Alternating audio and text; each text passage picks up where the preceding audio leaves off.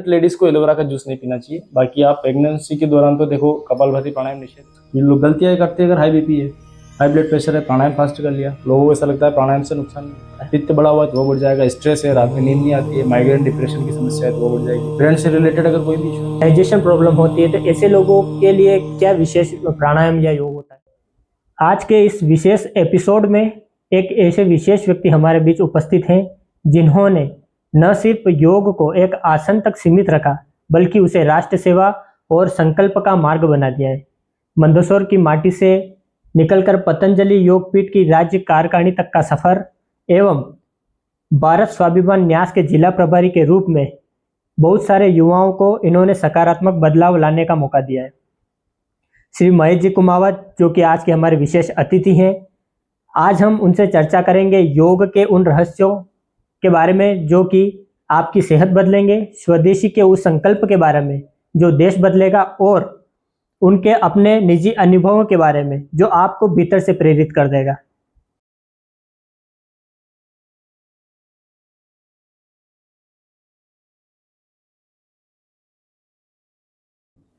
महेश जी, हमारे इस पॉडकास्ट में आपका बहुत बहुत स्वागत है।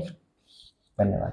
आपसे सवालों का सिलसिला शुरू करने से पहले मैं अपने श्रोताओं को बताना चाहूँगा कि आज की तारीख में वर्तमान में जो आपके पास पदभार हैं, प्रांतीय कार्यकारिणी सदस्य भारत स्वाभिमान न्यास पतंजलि हरिद्वार, जिला प्रभारी भारत स्वाभिमान न्यास, जिला अध्यक्ष मंदसौर योगासन स्पोर्ट एसोसिएशन, उज्जैन संभाग प्रभारी मध्य प्रदेश योगासन एसोसिएशन, प्रदेश कोषाध्यक्ष युवा भारत एवं संचालक वेद योगा सेंटर दलोदा एवं पतंजलि चिकित्सालय।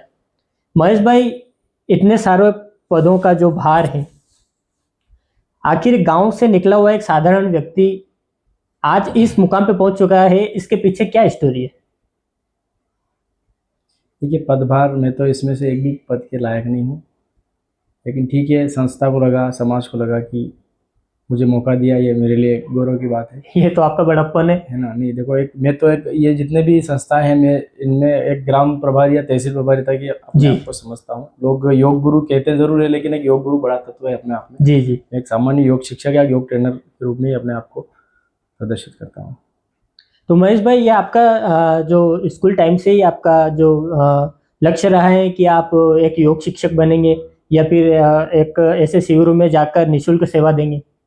देखिए, शायद सन 2008-9 में गाँव रिछारल मुहा में वहाँ पे योग अनिवार्य कर दिया था पीटी के दौरान। अच्छा अच्छा। तो वहाँ थोड़ा सा मुझे अच्छी प्रेरणा मिली। आस्था टीवी पे परम पूज्य स्वामी रामदेव जी महाराज की वीडियो भी हम देखते थे, फैमिली माहौल था उस समय जी।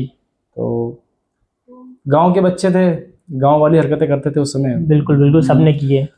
घर के सामने कुआं था, नहाते थे उस समय। तो नहाते टाइम क्या हुआ, उल्टा सीधा कूदने में एक बार मेरे चोट लग गई थी कमर में। अच्छा। कमर में चोट लग गई थी, गिरा नहीं था मैं, नहाते समय चोट लग गई थी। तो बहुत भयंकर दर्द हुआ था उस समय। मेरा स्पाइनल कॉर्ड में बैलेंस बिगड़ गया था उस समय, मैं बैठ भी नहीं पा रहा था जी। परिवार को ये चीज़ पता नहीं थी। अगर पता चले तो पिताजी मारे। तो फिर मैंने कुछ आसन किए यूट्यूब पे। उस समय यूट्यूब तो था नहीं, खैर आस्था टीवी पे सुबह सुबह बता देते हैं स्वामी जी महाराज। तो कुछ आसन किए से उससे मुझे काफ़ी बेनिफिट मिला। अच्छा, टीवी को देख कर आपको प्रेरणा हुई? तो मुझे थोड़ा प्रभावित मैं उसी समय हुआ। हम आजकल देखते हैं कि जैसा कि आपने बताया कि आप आस्था टीवी देखकर जो है ये कार्य शुरू किया है। आप आजकल के जो लोग हैं वो यूट्यूब या कोई शॉर्ट वीडियो देख के जो योग करते हैं, क्या वो सही है? वो कुछ हद तक सही है, क्योंकि योग तो बहुत बड़ा विषय है। अगर अपन शाम तक 2-3 घंटे 4 घंटे भी बात करेंगे तो पूरा हो नहीं पाएगा। और मुझे भी योग के बारे में पूरी जानकारी नहीं है सही महीने में कहा जाए तो। कई बार होता क्या है कि अपन को यूट्यूब पे कोई उड़ता तीर पकड़ लेता, उड़ता तीर पकड़ लेगा। अगर डायबिटीज़ है ये कर लो, डायबिटीज़ ये कर लो, भैया आपको डायबिटीज़ है। अब डायबिटीज़ है, अगर आपने मंडूकासन बता दिया तो मंडूकासन के लिए तो ऐसे वज्रासन में बैठना पड़ेगा। वज्रासन है, वज्रासन में बैठा है, अगर घुटनों में ज़्यादा समस्या है तो वज्रासन में बैठ नहीं सकता व्यक्ति। पाइल्स है तो वज्रासन में बैठेगा तो पाइल्स की समस्या बढ़ेगी। कमर में दर्द है और मंडूकासन करेगा तो दिक्कत। इसलिए यूट्यूब के उड़ते तीर तो डायरेक्टली नहीं पकड़ना चाहिए। वो एक जनरल नॉलेज के लिए और योग को थोड़ा प्रमोट करने के लिए काफ़ी है। कोई भी व्यक्ति अगर योग की शुरुआत करे तो कोई अगर योगा टीचर है, शिक्षक है, तो उसके सानिध्य में ही करना चाहिए एक बार की शुरुआत, विशेष रूप से अगर आप बीमार है तो। बाकी अच्छा, विशेष तौर पे अपन देखते हैं कि आपके इतने बड़े करियर में आपने सबसे बड़ी गलती क्या देखी लोगों की योग में?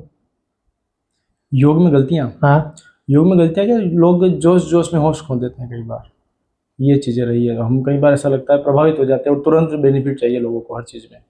योग बेनिफिट तो देता है, लेकिन होता क्या है कि गलतियां वहाँ करते हैं अपन कि आपको अगर सिर्फ क्योंकि व्यक्ति कोई भी स्वस्थ नहीं है देखा जाए तो, हर व्यक्ति कोई ना कहीं दिक्कत है। पेट खराब, जिस व्यक्ति का पेट खराब है वो तो योग कर ही नहीं सकता ना, प्राणायाम आदि। पेट पे दबाव पड़ने वाले सारा आसन होते ही नहीं अगर आपका कॉन्स्टिपेशन सही नहीं है तो। जी ये लोग गलतियाँ ये करते हैं, अगर हाई बीपी है, हाई ब्लड प्रेशर है, प्राणायाम फास्ट कर लिया, लोगों को ऐसा लगता है प्राणायाम से नुकसान नहीं है। अगर आपका हाई ब्लड प्रेशर और आपने भस्त्रिका, कपालभाति इत्यादि कुछ फिजिकल एक्टिविटी या फिर डीप ब्रीदिंग ही ज़्यादा कर ली, फास्ट कर ली, तो हाई बीपी बढ़ जाएगा। जी जी, हार्ट की समस्या है तो वो बढ़ जाएगी। बहुत बहुत पित्त ध्यान बढ़- रखना पड़ता है। पित्त बढ़ा हुआ है तो वो बढ़ जाएगा। स्ट्रेस है, रात में नींद नहीं आती है, माइग्रेन डिप्रेशन की समस्या है तो वो बढ़ जाएगी। ब्रेन से रिलेटेड अगर कोई भी इश्यू है, अगर हम फास्ट प्राणायाम करते हैं तो उसमें समस्या हो सकती है।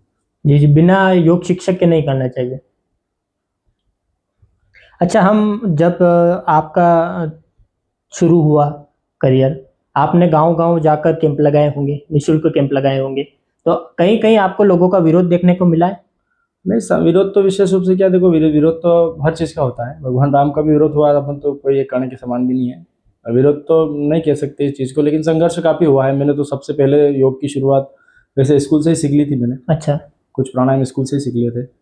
फिर पतंजलि योगपीठ गए, वहाँ पूरा प्रशिक्षण लिया, कई बार प्रशिक्षण लिया। और फिर मैं एक व्यक्ति के घर पे, जैन समाज के थे वो, उनके घर पे योग सिखाने गया था। पहली बार मेरी शुरुआत वहाँ से हुई, कहाँ पे? योग की जंतरी तलोदा में। अच्छा, हाँ, तलोदा में विनोद जी पोरवाल करके हैं, मेरे अच्छा। पड़ोस में रहते हैं। तो वहाँ उनकी वाइफ को कुछ समस्या थी तो उन्होंने बोला यार योग योग ये जाता आता है, संस्था से जुड़ा हुआ है, तो उन्होंने मुझे इन्वाइट किया। और मेरे एक मित्र थे जो टीचर है अभी गवर्नमेंट सर्विस में उस समय, तो उनको लेके जाता था मैं शुरू शुरू में। ये करीबन 14-15 साल पुरानी बात है। उस समय उनके घर गया मैं 5 दिन तक और योग सिखाया। फिर जब 5 दिन पूरे हो गए तो फिर उन्होंने बाकायदा पूरा गुरु की महिमा को समझते हुए बाकायदा मुझे शाल, श्रीफल और लिफाफन पैसे दिए। तो सम्मान के साथ। हाँ, लिफाफन जो पैसे दिए तो थोड़ा सा मुझे लालच आया, यार इतनी महत्वता है। मुझे तो मजे आ रहे थे सिखाने सही में, बात यार है। आदमी अपने को बुला रहा है। लेकिन मुझे अच्छा लगा उस दिन से कि यार इतनी महत्वता है योग की। फिर सेकंड कैंप मेरा कालिका माता मंदिर आंखोदरा में हुआ, जो बहुत सफल रहा था उस समय। अच्छा अच्छा, हाँ, 5 दिन का कैंप मेरा वहाँ था, सेकंड कैंप। जैसा कि हमने अखबार और न्यूज़पेपर में भी देखा है कि आपका स्वामी रामदेव के साथ भी अच्छा संबंध है। आपको संबंध तो गुरु है वो तो हमारे। उनका स्वभाव आपको कैसा लगा? बढ़िया कैसे पारक- व्यक्ति है मतलब? कैसे व्यक्ति है तो दुनिया देख रही है आज। आज एक गुरुकुल में पड़े हुए 2 सन्यासी, दुनिया आज- देख रही है, जैसे आज- पर्सनल, जैसे कोई आप हमारे पास बैठे अच्छा, हो। स्वामी जी के हाँ, दिनचर्या कैसा लगा? दिनचर्या कैसी महाराज रहती जी का है? देखो ऐसा है व्यक्ति है, जी, आज उन्होंने पूरी दुनिया के लिए, जो भी वहाँ ट्रीटमेंट के लिए जाता है, जो प्रशिक्षण के लिए जाता है, बहुत बड़ी बड़ी उन्होंने बिल्डिंगें खड़ी कर रखी है, वीवीआईपी ट्रीटमेंट लोगों के लिए।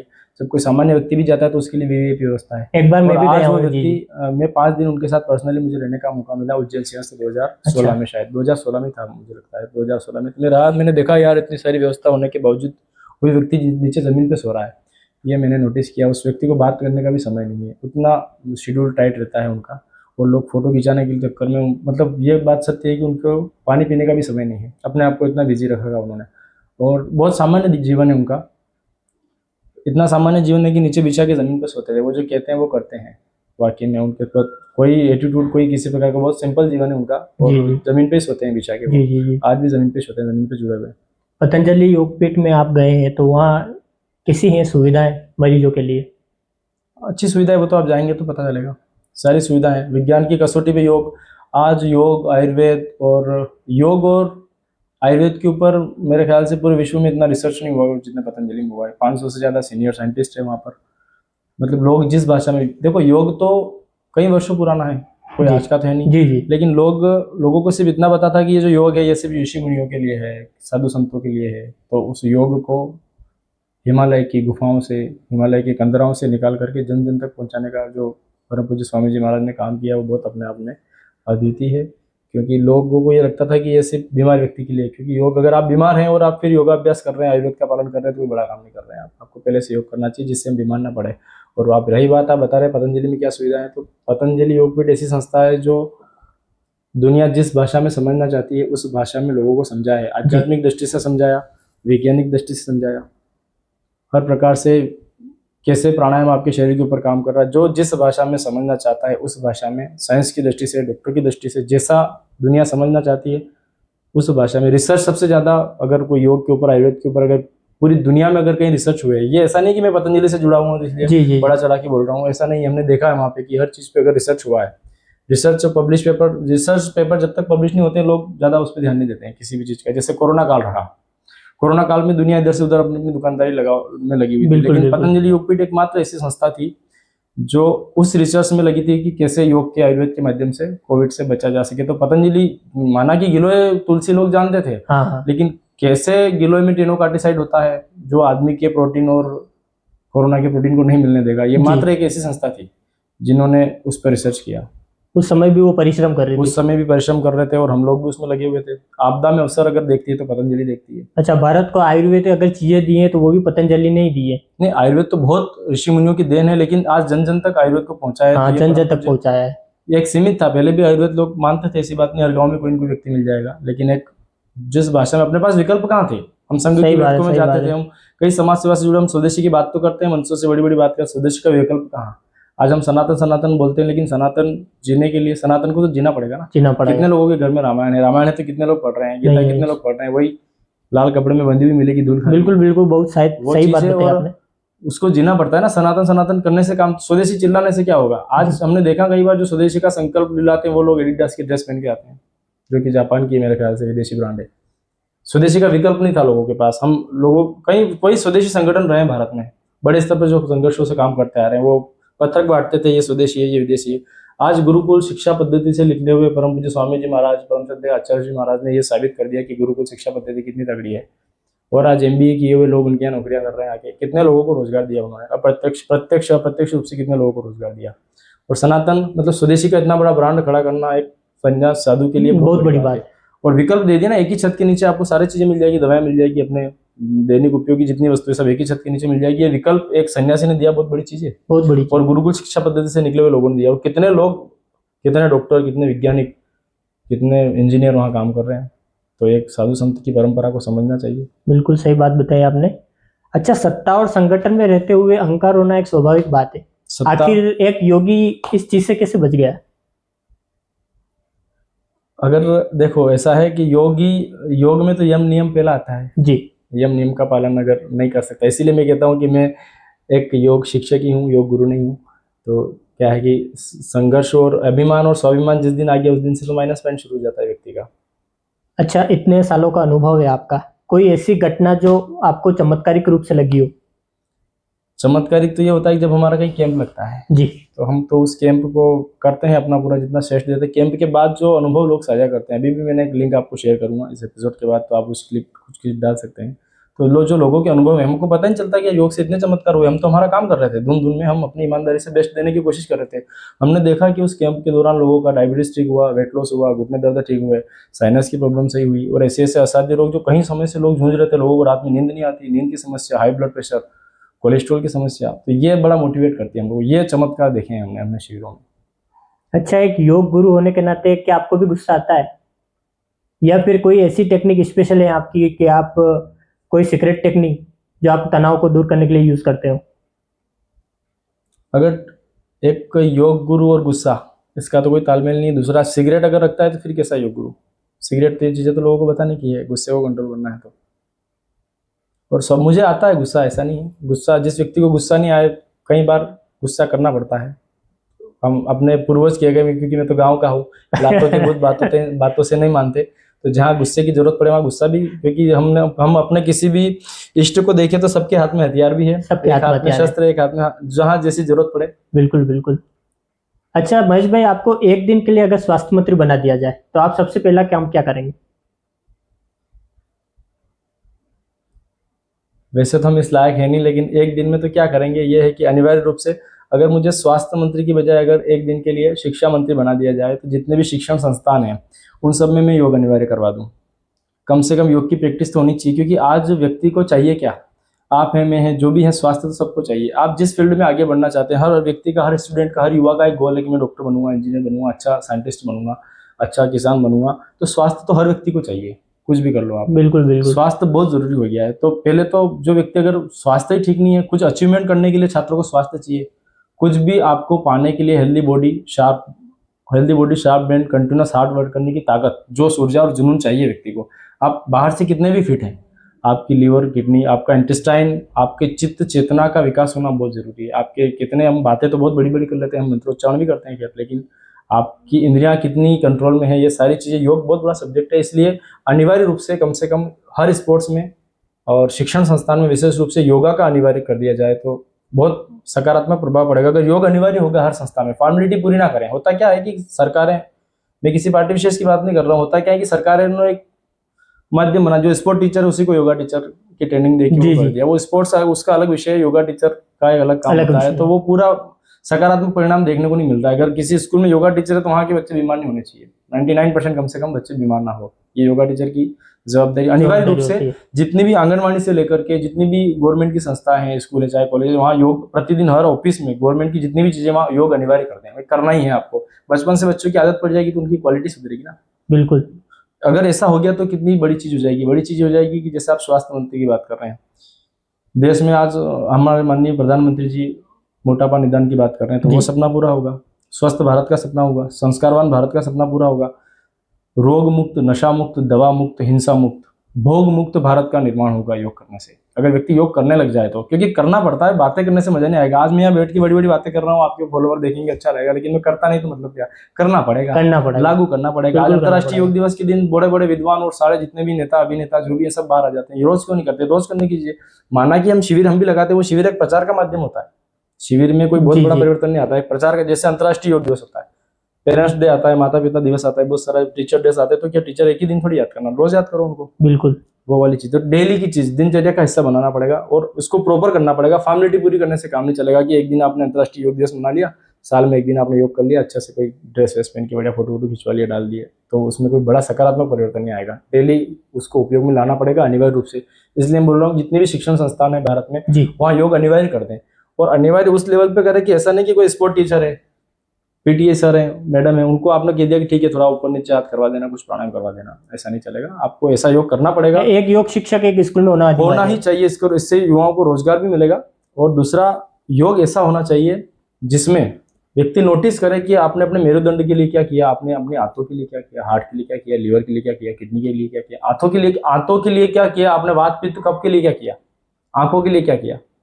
सारा योग 1 घंटे का जो पैकेज है उसमें पूरा प्रॉपर होना चाहिए। कम से कम 40 मिनट का योगाभ्यास तो हर संस्थान में होना चाहिए, गवर्नमेंट की जितनी भी संस्थाएं, उससे बड़ा सकारात्मक परिवर्तन आएगा। और मैं कह रहा हूँ 1 महीने का प्रयोग करके देख ले सरकार। अच्छा, ऐसा कोई योग जो याददाश्त बढ़ाने के लिए हो, जो हमारे छात्र लोगों के लिए काम आए?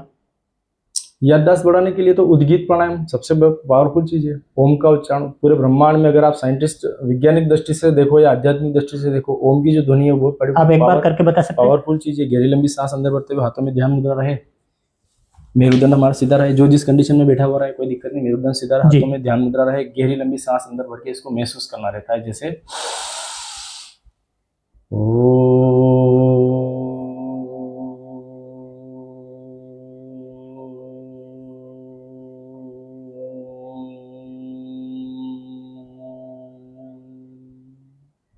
इससे व्यक्ति पॉजिटिव हो जाएगा। दूसरा, अनुलोम विलोम प्राणायाम जो लेफ्ट और राइट ब्रेन की एक्सरसाइज करता है, alternate source of breathing exercise बहुत जरूरी है। आपका सेंसरी मोटरी नर्वस सिस्टम कंट्रोल में आ जाता है अनुलोम विलोम करने से। अगर ब्रेन की बात करें तो अनुलोम विलोम भस्त्रिका प्राणायाम बहुत जरूरी है। केवल ब्रेन के लिए योगाभ्यास करना संभव नहीं है, क्योंकि अगर आपका पेट खराब है तो व्यक्ति कहाँ ध्यान लगा पाएगा। पेट साफ रहना बहुत जरूरी है। केवल ध्यान तो परिणाम का नाम है ना। ध्यान में बैठने के लिए आपका शरीर भी उतना काम करना चाहिए। ध्यान में बैठ तो पा रहा है आदमी, मन तो हो रहा है कि ध्यान में बैठ जाऊं, इच्छा भी हो रही है, लेकिन शरीर साथ नहीं दे रहा ना। घुटनों में दर्द हो रहा है, पेट खराब है, कॉन्स्टिपेशन, कहाँ ध्यान लगेगा। योग खाली पेट करना चाहिए या फिर खाना खाने के बाद? कंडीशन की, जैसे योगाभ्यास कुछ आसन ऐसे हैं जो खाने के बाद करना चाहिए, जैसे वज्रासन। सब बच्चों को पता है कि खाने के बाद वज्रासन में बैठना चाहिए। आप ध्यान आदि तो खाने के घंटे बाद भी कर सकते हैं, लेकिन जैसे ब्रह्म मुहूर्त में सुबह का टाइम सबसे अच्छा है। सुबह खाली पेट अगर योगाभ्यास किया जाए तो अच्छा है। ऐसी कोई 2-3 आदतें जो हर व्यक्ति को, चाहे वो बच्चा हो, वयस्क हो या बूढ़ा हो, सुबह उठते ही उसको करना चाहिए? मैंने अभी बता दिया आपको कि आपके बॉडी के हर पार्ट्स को व्यायाम मिलना चाहिए जी। जैसे कि अगर आप काश्तकार हैं, किसान हैं जी, आप वैसे हार्ड वर्क तो हो ही रहा है। आपको अपने लिवर और किडनी के लिए काम करना है, सिर्फ इतना काफी है। आपको अपने पेट के लिए काम करना है, क्योंकि आपका फिजिकल एक्टिविटी वैसी हो रही है। कम से कम सबको भस्त्रिका प्राणायाम 5 मिनट तो करना ही चाहिए। लंबी सांस लेना और लंबी सांस छोड़ना, गहरी लंबी से। लो ऑक्सीजन की सप्लाई, ये दुनिया में बीमारियों का सबसे बड़ा रीजन हो गया है। बीमारियों का रीजन क्या?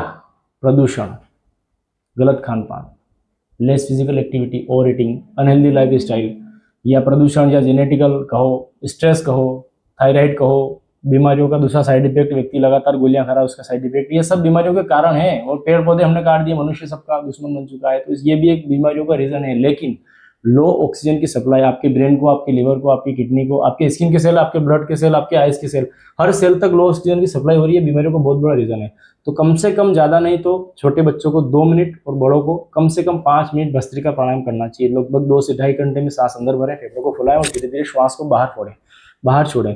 तो आपके स्किन की सेल, जितने भी मैंने बॉडी के पार्ट्स बताए हैं, जहां पर डीजनरेशन हो रहा है, जहां सेल आपके डीजनरेट होने लग गए, वो वापस से रीजनरेट हो जाएंगे भस्त्रिका प्राणायाम करने से। दूसरा, कपालभाति करें। कम से कम 15 मिनट कपालभाति, बच्चों के लिए 2 से 5 मिनट, बड़ों के लिए कम से कम 15 मिनट का अभ्यास होना चाहिए। लोगों को पता नहीं, लोग फूफा कर लेते, 2 मिनट में कपालभाति कर लेते, 2 मिनट में कोई विशेष इफेक्ट नहीं पड़ता है। कम से कम 300 स्ट्रोक लगेंगे तो माइटोकॉन्ड्रिया में एक्स्ट्रा एनर्जी जनरेट होती है। कपालभाति करें, फिर बाद में बाह्य प्राणायाम करें। कपालभाति ऐसा प्राणायाम है जो आंतरिक स्वास्थ्य देता है। देखो, योग एक प्रदर्शन नहीं है जी, इंटरनल ऑर्गन, आंतरिक स्वास्थ्य का ज्यादा महत्व है योग में। आपने अपनी आंतों के लिए, लिवर, किडनी के लिए, मैं वही बता रहा हूँ, अपनी थायराइड प्रोफाइल के लिए आपके T cell, B cell, WBC काम ही नहीं कर रहे हैं, आपका T cell, B cell sleeping mode में चला गया, रोग हावी हो गया। जब भी कोई वायरस अटैक करता है, सर्दी, जुकाम, खांसी, कोविड, कोई भी वायरस अटैक करता है, तो नासिका के माध्यम से अंदर जाता है। अगर आपका गला साफ है, आपकी टी सेल और बी सेल स्लीपिंग मोड में नहीं है, तो पेट में जाएगा, वहां डाइजेस्ट हो जाएगा। एसिड की मात्रा होती है, अगर आपने साइंस पढ़ा हो तो, बायोलॉजी के स्टूडेंट रहे हो तो सामान्य रूप से। अगर आपके T cell, B cell sleeping mode में है, तो फिर आपके डब्ल्यूबीसी व्हाइट ब्लड सेल अगर स्लीपिंग मोड में है, तो कोई उसके खिलाफ कोई एक्टिविटी होती नहीं है। तो आपके टी सेल, बी सेल के लिए उज्जयी प्राणायाम और कपालभाति का अभ्यास बहुत जरूरी है। लिवर, किडनी ठीक से काम करेगी तो सारी, जैसे मैंने बताया, कपालभाति प्राणायाम। अगर आपका कोलेस्ट्रॉल बढ़ गया तो कपालभाति करो, आपका हीमोग्लोबिन बढ़ गया, कम हो गया तो कपालभाति करो, कोलेस्ट्रॉल की कमी होगी तो कपालभाति करो, आपका हीमोग्लोबिन की कमी होगी तो कपालभाति करो, न्यूट्रिशन की, माइक्रो न्यूट्रिशन की, किसी प्रकार की शरीर में कमी हो गई तो कपालभाति कीजिए। बाहर से आपको न्यूट्रिशन लेने की जरूरत नहीं, आप रेगुलर बेसिस पे धीरे धीरे अगर प्राणायाम करेंगे तो शरीर उस चीजों को वापस से बना लेगा। जिस चीज की कमी हो गई उसकी पूर्ति कर देगा। मोटापा बढ़ गया, कम हो जाएगा। वेट बढ़ाना है, दुबले पतले हैं तो बढ़ जाएगा। पूरा मेंटेनेंस कर देता है कपालभाति का अभ्यास जी। और उसके साथ साथ थोड़ा सा आहारचर्या, दिनचर्या का भी पालन करना, थोड़ा सा पालन करना पड़ेगा। भगवान ने कहा है गीता में, युक्ताहारस्य विहारस्य युक्त चेष्टस्य कर्मस्य युक्त सपनाओ बोधस्य योगो भवति दुःखः। आहार विहार का भी ध्यान रखना पड़ेगा। व्यक्ति सुबह 4 बजे उठ के पूरा संत महात्मा बन के योग कर रहा है, दिन में सो रहा है, तो गड़बड़ होगी। हमने प्रकृति के साथ खिलवाड़ कर दिया। व्यक्ति क्या कर रहा है, उल्टा काम हो गया। दुनिया जानती है कि रात में भोजन नहीं करना, सूर्यास्त के बाद भोजन नहीं करना चाहिए। आपको भी पता है, सामान्य रूप से किससे पूछेंगे खाने का समय क्या है, सब मना करते हैं। सारा जो इंसान ही ऐसा है जिसने पूरा प्रकृति के साथ खिलवाड़ कर दिया। सूर्यास्त के बाद भोजन नहीं करना चाहिए, दुनिया कर रही है। ठीक है, महीने में एक आध बार कभी कभी हमारा भी हो जाता है, सूर्यास्त के बाद 9 बजे 10 बजे तक भोजन करना पड़ता है। आपका ग्रुप में भी नियम बनाने पड़ते हैं। नीलेश भाई की शादी है, जाना है, रिसेप्शन में भोजन नहीं करेंगे तो नीलेश भाई नाराज हो जाएंगे। तो इस वजह से सामान्य रूप से कभी एक आध बार आपने कर लिया, वैसे तो नहीं करना चाहिए इतना भी। आप आहार मत लो, रात्रि का भोजन तो निषेध माना गया है एक तरह से आयुर्वेद में। तो ये चीजें हम गड़बड़ कर रहे हैं। केवल योग से व्यक्ति 100% स्वस्थ नहीं हो सकता। योग एक माध्यम है। योग क्या है? एक माध्यम है। सुबह मुझे 4 बजे उठ के योगाभ्यास करना है तो स्वाभाविक रूप से मैं रात में जल्दी सो जाऊंगा, जल्दी सोऊंगा तो जल्दी खाऊंगा। और हित बुक, मित बुक, रित बुक का पालन करना भी बहुत जरूरी है। हित बुक जो आपके लिए हितकारी है वही खाओ। मित बुक थोड़ा सा भूख से कम खाओ। हम बचपन से पढ़ते आ रहे हैं, बिल्कुल आधी रोटी कम खाना चाहिए, सब आधी रोटी कम खाना चाहिए, पेट भर के खाते हैं। ऋतु बुक जो ऋतु के अनुसार है वो खाते हैं। आजकल हम अपना प्रोफेशनल बताने की चक्कर में घर में फ्रिज में ला के रख देते हैं। पहले से सीजनेबल चीजें, अभी से आम आ गए, आम की सीजन ही नहीं, अभी से तरबूज आ गए, खा के मर रहे हैं लोग। तो केमिकल वाले पे ऋतुचर्या का, आहारचर्या का, बहुत दिनचर्या का भी पालन करना पड़ेगा। मैं बता रहा हूँ, केवल योग करने से व्यक्ति स्वस्थ नहीं होता है। पूरा उसको फॉर्मेलिटी निभाना नहीं पड़ेगा, करना पड़ेगा, उसको प्रॉपर करना पड़ेगा। केवल योग एक माध्यम बन जाता है। मैं फिर बता रहा हूँ, योग एक माध्यम बन जाता है कि सुबह आपने 3 बजे 4 बजे उठ के बाबा जी बन के बढ़िया योगाभ्यास 2-2 घंटे आप पसीना बहा रहे हो, ध्यान आदि सब कुछ कर रहे हो, दिन में सो गए। दिन में सोना था आयुर्वेद में मना है। ठीक है, गर्मी अभी नो तपा है, उस समय गर्मी में जब लू लगे तब थोड़ा आधा घंटा अगर आप विश्राम करते हैं तो बॉडी टेम्परेचर को मैनेज करने के लिए ठीक है। बाकी जो दिन में सोते हैं और सुबह खूब योग करते हैं वो व्यक्ति अस्वस्थ रहेगा।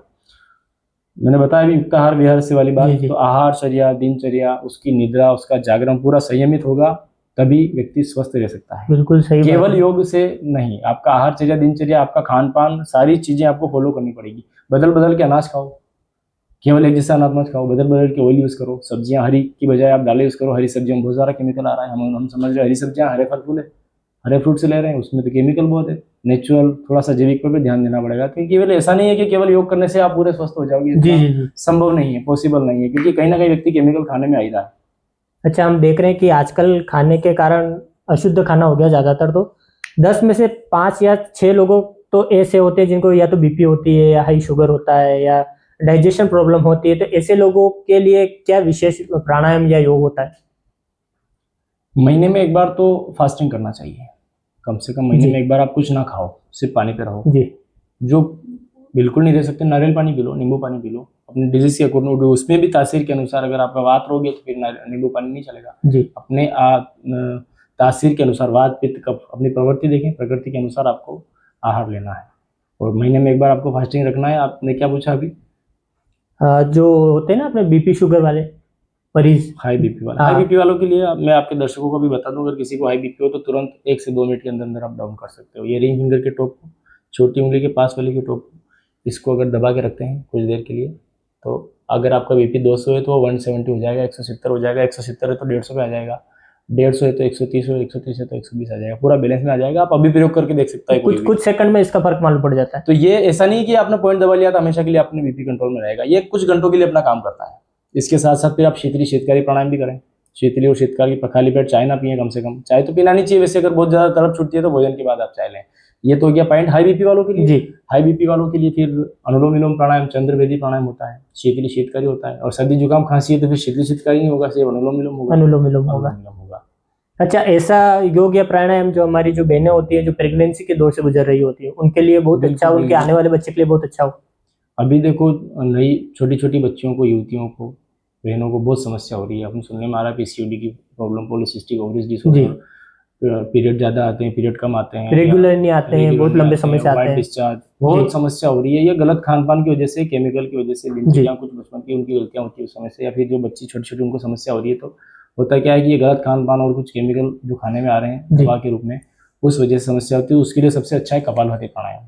कपालभाति प्राणायाम छोटी बच्चियां 2 से 5 मिनट करें, बड़ी बहनें कम से कम 10 से 15 मिनट रेगुलर बेसिस पे कपालभाति पढ़ें। और दूसरा ये जो पॉइंट है हमारा, ये माताओं बहनों के लिए बहुत तगड़ी चीज़ है ये वाला पॉइंट। महीने पीरियड के दौरान कपालभाति नहीं करना है। कपालभाति प्राणायाम और पेट पे दबाव पड़ने वाले जितने भी आसन है वो पीरियड के दौरान नहीं करना चाहिए। पीरियड ज़्यादा आते हो, कम आते हो, मैंने बताया पीसीओडी की समस्या बहुत ज़्यादा बढ़ रही है, तो सबसे अच्छा है कपालभाति प्राणायाम। 5 मिनट से 15 मिनट आप कपालभाति प्राणायाम करो। और ये जो पॉइंट है ये वाला, ये पॉइंट दबाए।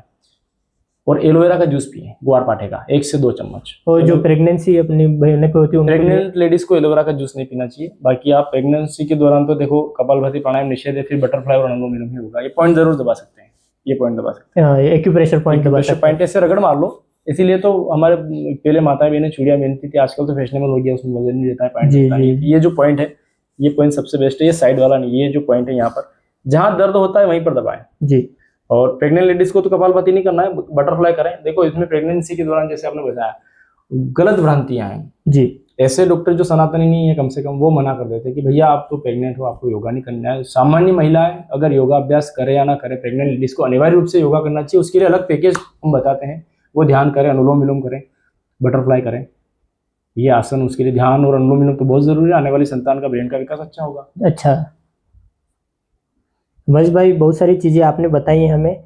अब एक छोटा सा रैपिड फायर अपन राउंड कर लेते हैं।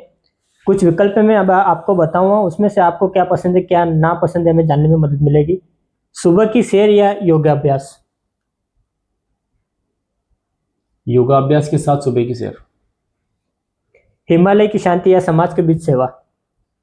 हिमालय की शांति, तो ये तो मतलब की बात होगी ना, उससे अपनी दुनिया को क्या फायदा मिल रहा है। कुछ ऐसा करो जो देश हमें देता है सब कुछ, हम भी तो कुछ देना सीखें। दीपक जलेगा, खुद जलेगा, दूसरे को रोशनी देगा, तो लोगों के बीच जाए। बिल्कुल सही बात है। अच्छा, घर का सादा खाना या बाहर का सात्विक भोजन?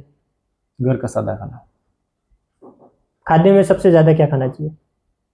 बदल बदल के अनाज लेना चाहिए, ज्यादा तेली चीजें नहीं खाना चाहिए। ये तो नॉर्मल है, आजकल फास्ट फूड बहुत चल गए हैं, बच्चे कुरकुरे खाते हैं, चिप्स खाते हैं। ठीक है, कभी कभार यूज कर लें, बाकी अनाज बदल के खा रहा हूँ। घर का अपना चूल्हा चौकी का जो है पुरानी परंपराओं में जो चीजें चलती आ रही है वही करें। आज अनाज हम सिर्फ गेहूं खा रहे हैं, आप मक्के का भी खाओ, ज्वार का भी खाओ, बाजरे का भी खाओ, सारी चीजें बदल के खाओ। अच्छा, कठिन आसन या गहरा ध्यान?